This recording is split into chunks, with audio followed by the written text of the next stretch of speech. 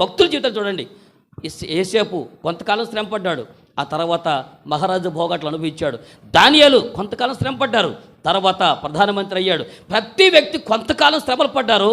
ఆ తర్వాత యోబు లాంటి యోబు అయినా చూడండి, యోబు భక్తి జీవితం అయినా శ్రమలు పాలయ్యాడు. కానీ ఆ శ్రమలు చాలా పోగొట్టుకున్నాడు. తిరిగి అన్నిటినీ రెట్టింపుగా మళ్ళీ తిరిగి ఇవ్వగలిగాడు. కాబట్టి భక్తుల జీవితాన్ని శ్రమలతోనే నువ్వు సావాలని దేవుడు ఎక్కడ కూడా అసలు ఆయన కోరుకోడండి. అయితే వచ్చిన శ్రమలు నువ్వు ఎదుర్కోవాలని ఉద్దేశించాడు. ఆ శ్రమలో నీకు పాఠం నేర్పాలనుకున్నాడు. నీ శ్రమల ద్వారా ఎదుటోడికి బుద్ధి చెప్పాలనుకున్నాడు తప్ప నిన్ను శ్రమల్లో నువ్వు ఏడుతూ ఉంటే, నీకు అనారోగ్యం పాలైపోతే, నువ్వు తిండి తెప్పలేకుండా బతుకుతూ ఉంటే, నువ్వు అప్పులు పాలైపోతే మన దేవుడు నీకంటే ఎక్కువ బాధపడతాడండి. నీకంటే ఎక్కువ దుఃఖపడే దేవుడు ఆయన. అలాంటిది నీకు ఆశీర్వాదం ఇచ్చే టయానికి నువ్వు ఎన్ని రోజులు మట్టి యేసు ప్రభువు నమ్ముకున్న కానించి ఎన్నో అవమానాలు పడ్డావు.